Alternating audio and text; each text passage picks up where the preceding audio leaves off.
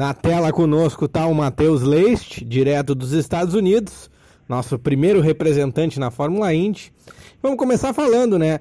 Tá chegando a hora, quero saber como é que tá a expectativa e a preparação para essa primeira etapa em St. Pete. Putz, cara, tá chegando a hora, né? Quando eu assinei o contrato lá em outubro, mais ou menos, eu falava, putz, falta muito tempo ainda para a primeira corrida, e o tempo voou praticamente, né? Então, agora aí falta alguns diazinhos já para a primeira etapa, e daqui uns dias, com certeza lá na sexta-feira já vou estar mais nervoso, já vou estar mais ansioso, mas a preparação foi feita. Eu acho que desde o começo a gente fez um trabalho super show aí com a equipe. Obviamente as primeiras etapas vão ser difíceis porque tem muita coisa nova para aprender, mas estou aí numa expectativa boa e tomara que dê tudo certo. Então tá, fizemos os testes. Tu avalia que foi um sucesso estrondoso, foram bons, foram mais ou menos? Como é que tá a tua análise junto com a equipe também, né? Pra gente ter uma impressão do que eles acharam, se tu conseguiu pegar essa parte, fazer uma comparação com o Tony, se vale a pena fazer uma comparação. Sim. Não, os testes foram bons.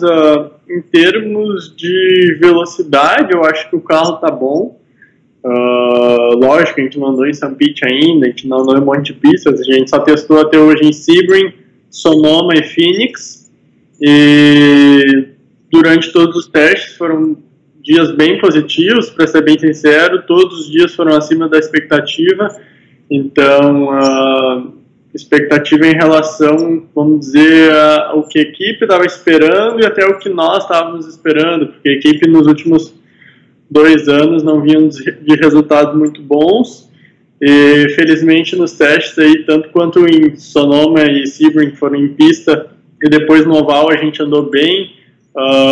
Fiz um top 5, o Tony conseguiu no último dia ainda terminar em terceiro, então acho que a gente está bem encaminhado aí, a equipe ficou super feliz. Eu acho que nas primeiras vezes, as primeiras vezes que a gente conversou, eles estavam assim, não sei se a gente vai contratar um rookie, que é um estreante, né?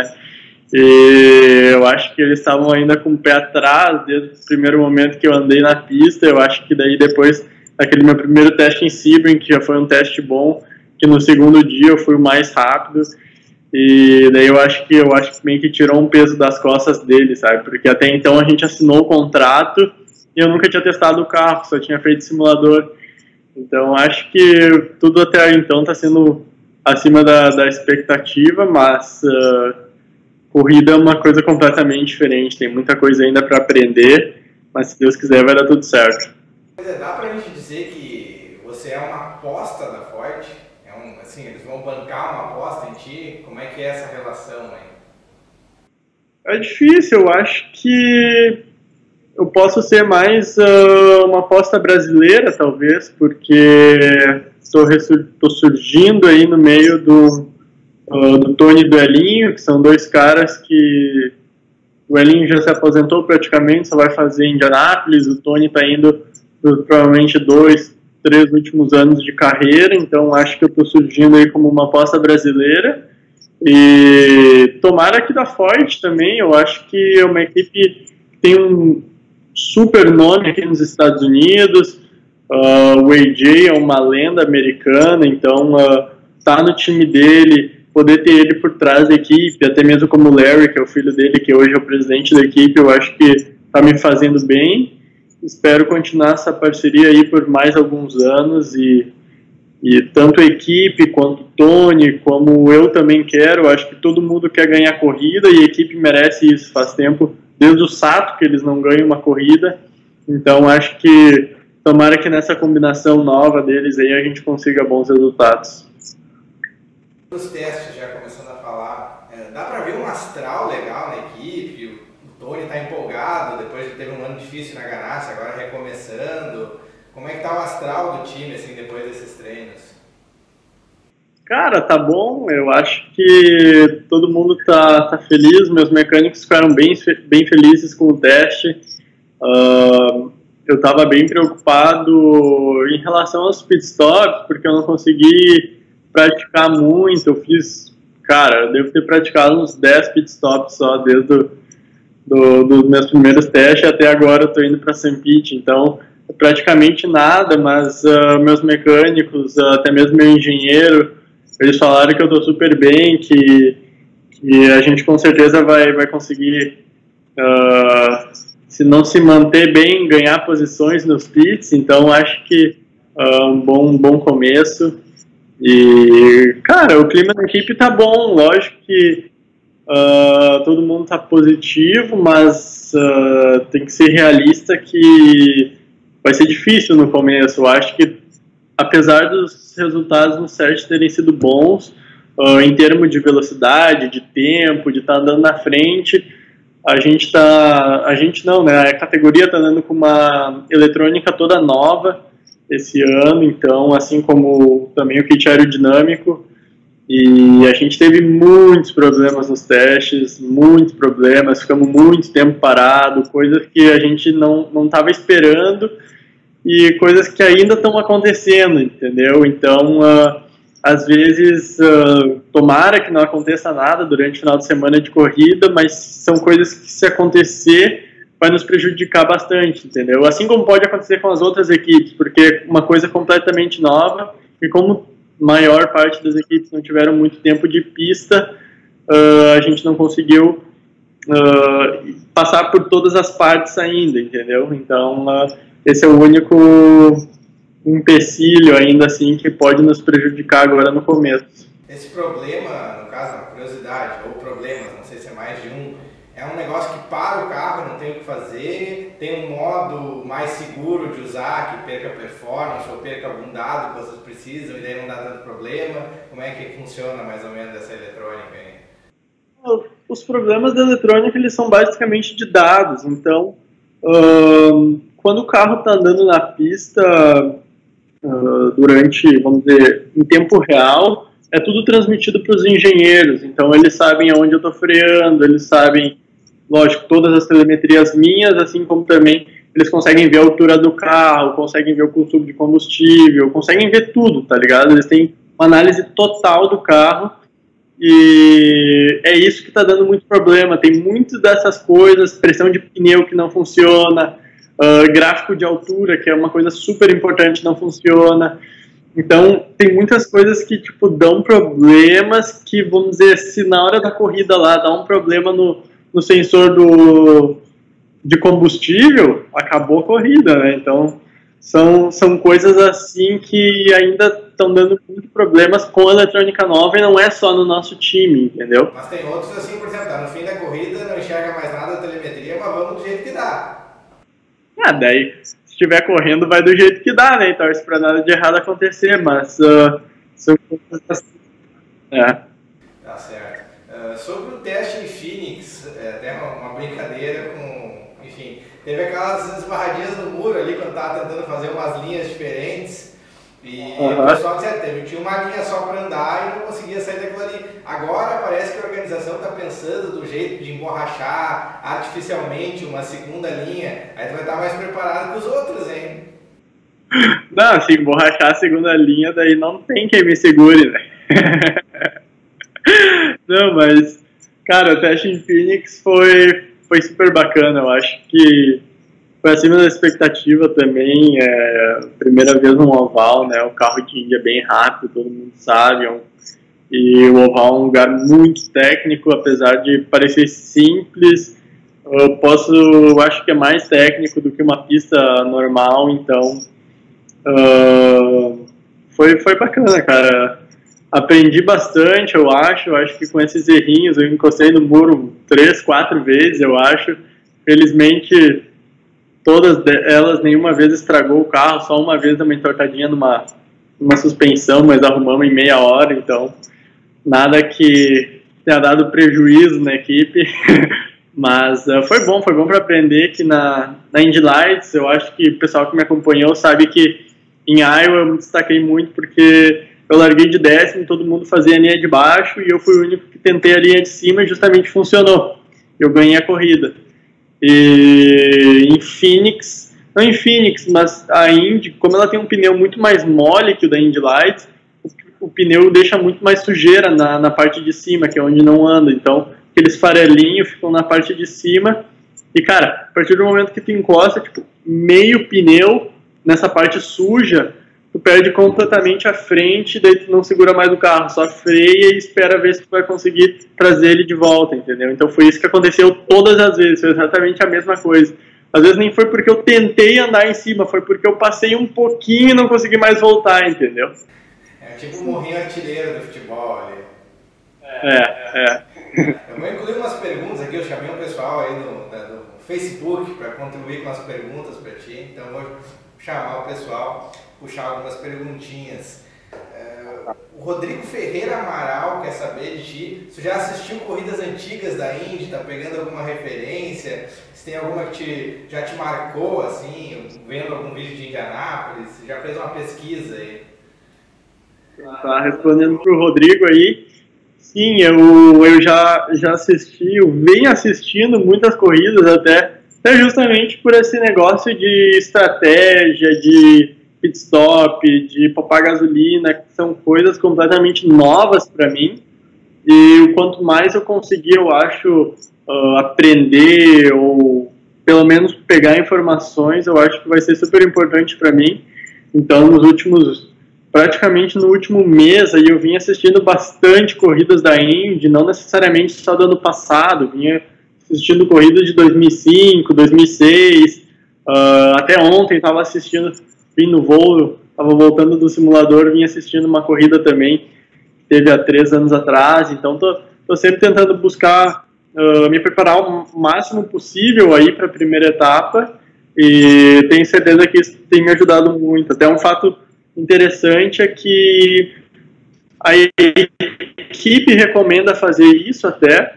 E ano passado, quando eu fui para a Indy Lights, fui fazer meu primeiro oval em Indianápolis, eu assisti muitas corridas de Indy Lights e de Indy lá em Indianápolis, e isso me ajudou bastante. E quando eu entrei na pista, eu já praticamente sabia o que eu podia fazer e o que eu não podia nos ovais. Então é um acessório que tem aí que pode nos ajudar bastante, sim. Sobre essas questões táticas, tem essa expectativa de como tirou todo aquele downforce do kit aerodinâmico, os carros gastem mais pneu, vai raspar mais pneu no chão, vai ter menos aderência, vai gastar mais o pneu. Como é que está a preparação para isso? Sim, é esperado que o carro gaste mais pneu mesmo nessa temporada agora, mas tem que sempre lembrar que a Indy anda com diferentes compostos em pista de rua e pista mista. Então o pneu de pista de rua, ele é um pneu mais mole, mas ao mesmo tempo parece que ele dura mais. Então St. Pete vai ser um pouco mais fácil para mim do que nas outras. Mas essa questão de gasto de pneu é algo que eu praticamente já vivenciei em todas as categorias, entendeu? Na Indy Lights era uma corrida de 1 hora, chegava no final da corrida e não tinha mais pneu nenhum, entendeu? Então o stint da Indy provavelmente vai durar em torno de meia hora, 40 minutos máximo. Ou seja, é bem menos do que o da Indy Lights. Então eu acho que nessa questão eu vou conseguir estar mais preparado, vou conseguir assimilar um pouco melhor. Vamos para outra pergunta aqui dos leitores. A Bruna Rodrigues quer saber qual é o maior desafio da tua carreira até agora e o que tu aprendeu com essa vivência aí no automobilismo. Cara, o maior desafio da minha carreira, com certeza, eu acho que foi os ovais, quando eu vim para os Estados Unidos. Era algo que eu tinha na cabeça, assim, faz 11 anos, 12 anos que eu já faço esse esporte. E 11 anos praticamente correndo em pista mista, que é o que eu sei fazer, e a partir de agora, nesse ponto, vou ter que aprender do zero como é guiar num oval, que é uma coisa totalmente diferente. Então esse foi o maior desafio da minha carreira até hoje, e graças a Deus me dei super bem, e gosto bastante dos ovais. É provavelmente o que mais me faz sentir adrenalina de todos as diferentes tipos de pista que a gente anda aqui na Indy. O Pascoal Lino quer saber sobre o AJ Foyt, que ele é conhecido por ser cabeça dura, dar muito pitaco no acerto do carro. Isso, né, de causos que se ouve sobre a Fórmula Indy. Quer saber como é que é essa relação com o AJ Foyt, se é verdade que ele é meio cabeça dura. Cara, o AJ é um cara muito legal, ele já passei um bom tempo com ele aí nos últimos meses e ele é um cara que fala muito palavrão, faz muita piada, tá sempre falando coisas assim, mas lá na hora da pista ele é realmente um cara que tá sempre em cima do time, tá sempre cobrando todo mundo, mas hoje ele não toma mais decisões na equipe, quem comanda o time hoje é o Larry, que por sinal é o meu estrategista e o chefe do meu carro, e o Larry hoje que comanda tudo. Então o AJ obviamente ele vai para todas as corridas, está sempre acompanhando o time, dá os palpites que ele acha que tem que dar. Lá em Phoenix ele veio me dar algumas dicas sobre oval, sobre essas coisas, o que podia fazer, o que eu não podia fazer, mas em termos de acerto do carro, hoje ele tirou o pé um pouco. A pergunta do Diogo Tenan aqui é sobre trabalhar com, vamos dizer, uma lenda da IndyCar, que é o Tony Kanaan. Como é que é essa parceria com o Tony, brasileiro com muita história na categoria? Eu vou acrescentar essa pergunta. O Tony está incomodando muito, ele é muito brincalhão, assim, fica pegando no pé com as brincadeiras. Cara, o Tony, ele é um cara sensacional. Acho que o carisma dele que é um dos principais motivos dele ter conquistado tanta gente, assim, e ter conquistado o respeito de muitas pessoas. Ele é um cara muito, muito bem visado aqui nos Estados Unidos, vai pro 21º ano de Indy dele, então tá sendo um momento muito especial para mim. Eu acho que não tinha como eu ter um melhor companheiro de equipe, e a gente vem trabalhando junto aí, ele vem passando o máximo de dicas que ele pode, vem me incomodando também o máximo que ele pode, mas sempre são brincadeiras saudáveis, e na hora séria, que é a hora de acelerar, na hora da pista, ele é um cara super sério, que está sempre buscando o melhor para o time, e estou muito feliz aí de tá com ele nessa caminhada e poder ter ele me ajudando e me ensinando. O Marcelo Giacomello, piloto aqui do Rio Grande do Sul, até essa aqui é meio de brincadeira, né? É para dar uma tirada de sarro. Mas ele quer saber se o Tony Kanaan vai lançar as perucas, aquelas que ele se fantasiou na apresentação dos times, que acha que vai ser um sucesso comercial essa peruquinha, para torcerem para ti. E ele também queria saber como é que tá. Tu já calculou quantos galões tu vai gastar para andar para lá e para cá de caminhonetão aí nos Estados Unidos? Cara, eu não sei se o Tony vai lançar ou não as perucas, mas acho que ele devia, porque teve de gente já me pedindo e falando, vou ter que usar uma peruca dessa na tua corrida também. Eu acho que foi um bom marketing pra mim, a peruca. E, cara, meu caminhonetão da Chevrolet é uma nave, cara. Eu tô com ela já desde o começo do ano, aí é um carro sensacional. A gente, como piloto Chevrolet, a gente pode escolher o carro, e eu justamente escolhi a Tahoe porque, cara, eu vou estar aí sempre com meus familiares ou amigos, e é um carro que dá para levar 7 pessoas, 6 pessoas, e é um carro super bom, tem um motor V8 e bebe bastante. Eu só tenho que pagar a gasolina, felizmente, porque senão não ia dar. Seguindo aqui com as perguntas, o Rafael Marinho, ele quer saber que, pela impressão dele, no ano passado, teus piores resultados foram, na Indy Lights, né? Foram em pistas de rua. Ele quer saber se esse vai ser o principal desafio que vai ter que superar como piloto nesse começo. Cara, eu não concordo. Eu acho que, para quem me acompanhou, sabe que não foi, porque em St. Pete eu qualifiquei quarto, estava andando em segundo quando tive um problema no turbo. Depois larguei lá de trás, estava andando em quinto quando eu tive um problema no pneu, ou seja, eu fiquei em último nas 2 corridas, obviamente, mas que não foi por culpa minha. Depois em Toronto qualifiquei em segundo, bati, obviamente, mas era rápido, que é o que importa. Depois cheguei em quinto. Então acho que bom que eu não tenho isso na cabeça. Eu acho que teve outras pistas que eu fui pior, como Mid-Ohio, pistas que eu não sei, foi uma combinação de acerto, talvez carro e eu, que não deu muito certo, mas nas pistas de rua eu acho que o meu desempenho, no meu ponto de vista, para mim foi acima do esperado, porque é super difícil. O Indy Lights era um carro rápido, E eu nunca tinha andado também em pista de rua, apesar de ter sempre corrido em pista mista, pista de rua eu nunca tinha andado. Então, o espaço para erro é zero. Eu acho que meus resultados em termos de velocidade nas duas pistas de rua que a gente teve ano passado foi bom. Faz um tempinho que não anda pra valer na chuva, né? O que acontece se chover? Como é que vai ser nessa temporada? Cara, se chover eu vou ter que aprender de novo. Não, mas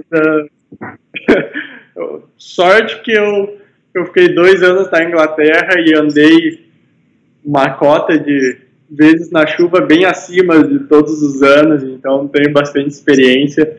Ano passado eu só fiz uma corrida na chuva, que foi a última etapa, e nunca tinha andado na chuva também com o carro. Larguei de 10º e cheguei em 4º, que era um dos carros mais rápidos da prova. Então acho que espero estar bem preparado aí para essa temporada. Como é que tá a repercussão na mídia, com os americanos principalmente, que aqui a gente sabe que tem algum resultado, bastante gente procurando. Como é que tá assim essa temporada? Como é que é a relação com a imprensa? O que eles estão achando de ti? Tem como ter um termômetro disso? Cara, eu posso dizer que cresceu bastante a procura, assim. Eu já fiz bastante coisas, até mesmo em treinos, tanto em Phoenix como em Sebring, em Sonoma. Eu fiz matérias, entrevistas, o que não acontecia na Indy Lights. Então, obviamente estava esperando por isso, mas no começo eu fiquei impressionado até com a quantidade de coisas. Normalmente essas coisas sempre passam pela equipe ou pelo meu PR, e daí ele que seleciona e me manda o que eu vou fazer ou não. Então, eu já fiz bastante entrevista e bastante coisa assim aqui dos Estados Unidos. E falando do Marshall, eu fiz uma matéria com ele lá em Sonoma, ele e o Tony. Foi bem bacana, ele é um cara bem divertido e que faz um ótimo trabalho aí para divulgar a Indy. A torcida americana tem uns caras que estão um pouquinho azedo contigo, né? Porque teve essa questão de que o Conor Dale saiu da Foyt e tu entrou no lugar dele, supostamente. Mas os caras querendo espetar com o bonequinho de voodoo. É verdade, eu acho que isso é normal, eu acho que isso não, felizmente, não me afeta. E sempre vai ter gente falando. Ele é um piloto que é bem conhecido aqui nos Estados Unidos, ele é bem famosinho, assim, entre aspas, então o público americano, o torcedor da Indy gosta dele. E bom aí que ele conseguiu um carro para correr em Indianápolis, não tenho nada contra ele. Voltando para as perguntas aqui de leitores, o Matheus Antônio da Silva, ele quer saber como é que funciona essa questão da Ford ter 2 garagens, 2 fábricas, um carro ficando no Texas e o outro em Indianápolis. Como é que é o trabalho? Cara, por enquanto tudo certo. A gente tem... meu carro fica em Houston, que é onde... O motivo da equipe ter um carro em Houston ainda é justamente por causa do AJ. Então, o AJ, apesar de ele não estar mais comandando o time, ele mora em Houston, para quem não sabe, e ele vai na equipe todos os dias. Ele vai praticamente na equipe de segunda a sábado, e ele quer estar lá, ele quer estar acompanhando o carro, ele quer ver os mecânicos trabalhando. E esse é o principal motivo da equipe ainda ter uma sede, um carro em Houston. E o carro do Tony, então, fica em Indianápolis, e onde ficam os engenheiros também. Então, a gente ainda tem essa divisão. Até então não teve nenhum problema. Obviamente, durante a temporada, meu carro vai ficar bem mais tempo em Indianápolis, porque Indianápolis ela fica bem mais no centro dos Estados Unidos, então é fácil de se deslocar para qualquer lugar. E daí, praticamente só na off-season que ele fica em Houston. A gente tem muitas novidades esse ano na Indy, tanto pilotos como times novos. Isso aí é bom para vocês, a concorrência assim também aprendendo a fazer tudo? Cara, eu acho que é um fator bom, né, para nós, até porque essas equipes vão ter que pegar o ritmo de prova, vão ter que aprender mais e vão ter que saber desenvolver o carro, obviamente. Então, isso é uma coisa boa para nós, mas eu acho que o pensamento agora é que a gente tem que andar na frente. Então, acho que não tem que muito se preocupar com as equipes que estão entrando. porque obviamente essas equipes que estão entrando, elas vão começar mais atrás pelo fato de que estão começando, não porque são equipes fracas, porque todas as equipes que estão entrando são equipes boas, mas eu acho que a gente tem que se preocupar hoje em acertar bem o carro para andar na frente. Tá chegando as 500 milhas de Indianápolis também. Vai ser o primeiro gaúcho na principal prova do mundo no automobilismo. Como é que tá a expectativa? Lógico, Indianápolis está na cabeça. Dia 29 de março vai ser meu primeiro teste no Speedway e tô super empolgado aí. Não vejo a hora de acelerar o Indy lá em Indianápolis. A gente tem 2 motores na Fórmula Indy, a Chevrolet e a Honda. Como é que tá essa comparação aí? O que vocês acham? Quem é que tá na frente?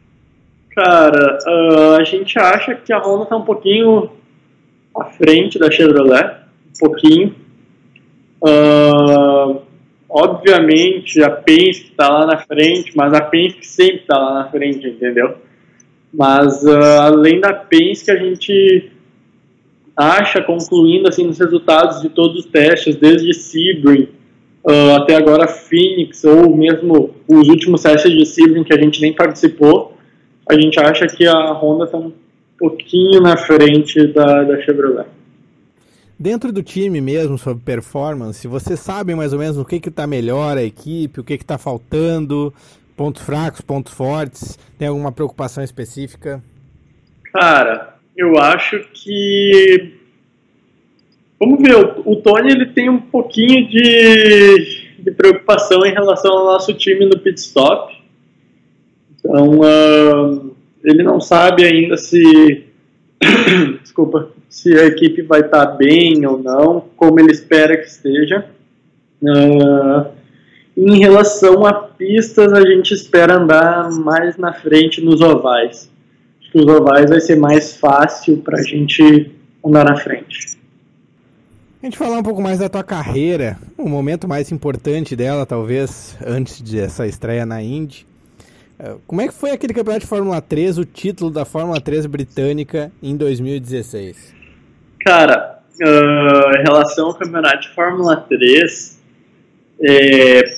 pra mim, eu não sei explicar, mas eu meio que sentia que aquele campeonato ia dar certo em algum momento, entendeu? Desde o primeiro treino, eu fiz foi a vez que eu mais fiz uma pré-temporada intensa, eu posso dizer. A gente fez 20 dias de testes, que é bastante, mas é um normal padrão inglês, entendeu? Então, eu estava super bem preparado para aquela temporada e eu comecei o ano mais ou menos, bati na primeira corrida na chuva, mas cheguei em 10º mesmo assim, daí ganhei uma corrida de grid invertido, daí eu fui para Brands Hatch, fiz uma pole, ganhei e quebrei nas outras 2, então o campeonato inteiro foi subindo e descendo, eu perdi um pouco de pontos ali no começo devido a essas coisinhas, mas depois do meio do ano, meio que começou a vir aos pouquinhos. Eu lembro que teve uma parte, depois de Oulton Park, se eu não me engano, que era a 4ª etapa do campeonato, eu estava 56 pontos, eu acho, atrás do primeiro colocado, e vim tirando ponto por ponto, e daí chegou em Spa, e em Spa eu lembro que eu saí de lá, cara, a 9 pontos, se eu não me engano, do primeiro. Eu fui para Snetterton, o cara ganhou as 2 corridas, eu cheguei as 2 em segundo, daí eu saí de Snetterton a 16 pontos do cara, e daí eu fui para Donington, e enfim, eu acho que o cara também não soube lidar muito com a pressão naquela corrida que praticamente se decidiu o campeonato, que foi a primeira corrida. Meu campeonato de Fórmula 3, ele tinha 3 corridas por final de semana, e na primeira corrida do final de semana lá em Donington eu largava de segundo, assumi a ponta logo no começo, liderei a corrida inteira e ganhei a corrida, e o cara que era meu rival largava em 4º e ele caiu para 10º na largada, ele largou mal, não sei o que aconteceu, ele ficou meio que loucão assim e bateu.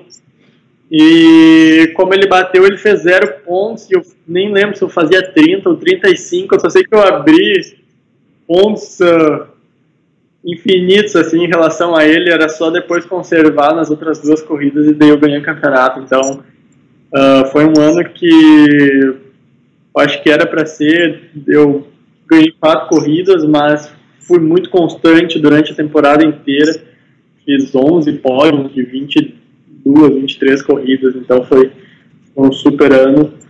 E daí chegou aquele momento que eu não sabia o que eu ia fazer, basicamente. Eu estava num ponto que, putz, cheguei a pensar em andar de GP2 naquela época, e daí eu, putz, não vai rolar, não tenho budget para correr GP2, vamos olhar GP3.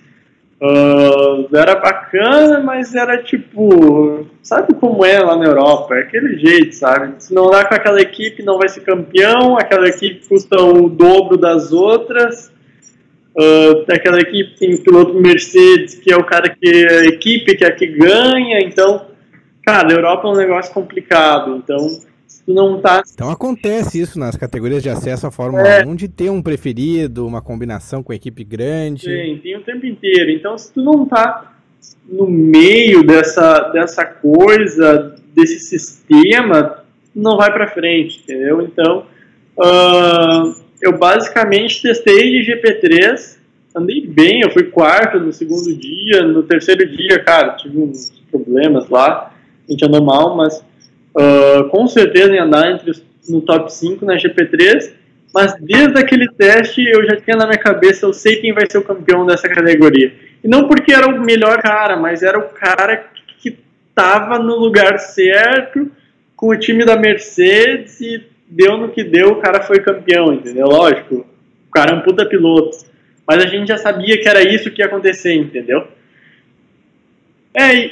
Cara, eu chegar num ponto na GP3 que se eu chegasse entre os 5 ia ser um puta resultado nessas condições que eu tô explicando, e não ia dar pra frente, porque não ia ter o budget, não ia ter o contato para seguir em frente, ou fazer mais um ano, fazer mais um ano de GP2, enfim. Eu acho que ali ia meio que dar uma travada, e foi por esses motivos que eu escolhi vir para os Estados Unidos. Então, daí eu vim para cá, assinei contrato com a Carlin, que no dia que eu ganhei o campeonato, o Trevor me ligou, o Trevor é o dono da Carlin, ele me ligou e perguntou se eu queria testar, e meu campeonato acabou em setembro, naquele ano de 2016, e eu lembro que eu disse para ele que no momento eu não queria, sabe, tipo, não era o meu pensamento, porque eu tava com a cabeça em outro lugar, eu tava com a cabeça na GP3, e depois de fazer os testes da GP3 eu falei, putz, cara, eu acho que isso aqui não é o caminho, sabe. Daí eu liguei de novo pro Carlin, perguntei se ainda estava de pé a proposta que ele tinha feito, e daí a gente começou a conversar, negociamos um contrato bacana e eu consegui fazer o ano de Indy Lights. Então acho que foi uma mudança que tinha que acontecer e aconteceu na hora certa. Então, pra gente finalizar, mandar uma mensagem para quem vai estar na torcida, para quem vai assistir, o que a gente vai esperar do Matheus Leist. É isso aí, galera, vamos lá, obrigado pela torcida desde já, tem muita gente que vem me acompanhando aí, torcendo para mim, e espero que esse St. Pete seja só o começo de uma longa caminhada aí na Fórmula Indy. Eu tô super feliz e ansioso para essa primeira etapa, e vamos que vamos, conto com a torcida de vocês, acompanhem lá, vai estar sempre sendo transmitida no Brasil aí as corridas, e se Deus quiser vai dar tudo certo. Obrigadão e tamo junto.